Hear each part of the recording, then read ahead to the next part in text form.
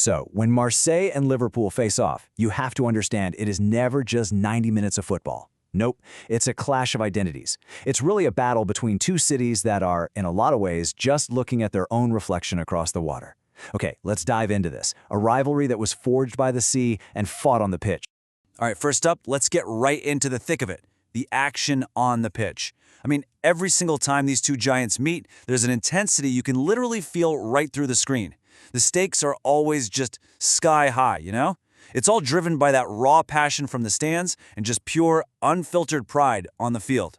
Now, if you just look at the numbers, yeah, okay, Liverpool has a slight edge over their 7 meetings. But look, as any real fan knows, a stat sheet, it doesn't even begin to capture the drama. 2 wins for Marseille, 4 for Liverpool, 1 draw.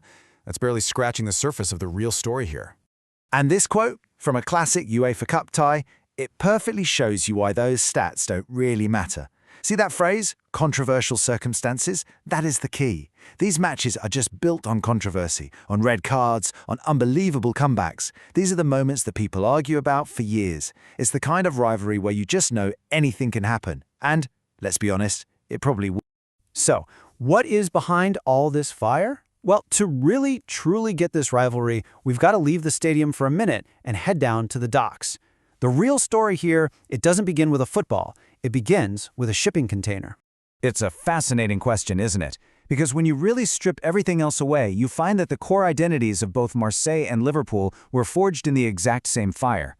They are powerhouse port cities, and believe it or not, they have shared an almost identical journey. Both of these places were once the crucial gateways to their empires, just buzzing with trade that connected their nations to the entire world. And yeah, this history gave them this unique cosmopolitan feel, but it also left behind some really deep-seated problems with inequality and unrest, issues that, frankly, they're still dealing with today.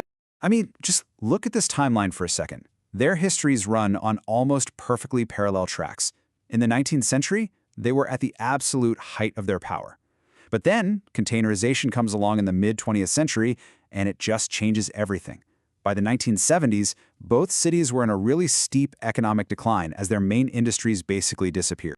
Now, okay, Marseille is a much bigger city. We're talking over 800,000 people to Liverpool's nearly 500,000. But while the scale is different, the story is exactly the same. Both were faced with this massive, monumental challenge. How do you reinvent yourself when your whole reason for being, those bustling docks, suddenly goes quiet?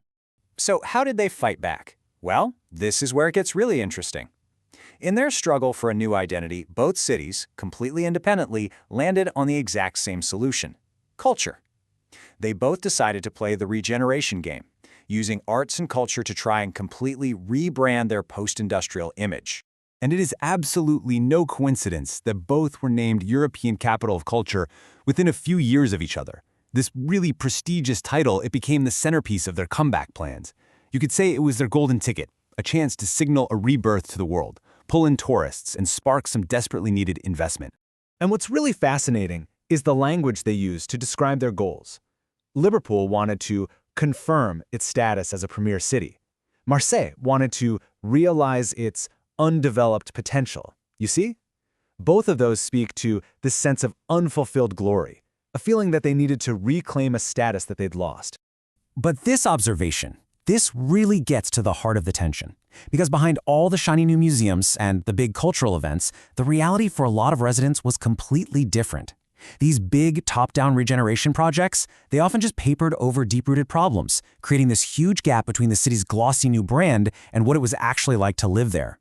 And all of this, it brings us right back to the football stadium, because it's here on the terraces of Anfield and the Stade Velodrome that you find the raw, unfiltered, true identity of these cities, an identity that a glossy travel brochure could never, ever capture. And this is really where it all comes together. Both fan bases are fueled by the exact same things, all of it born from that shared history.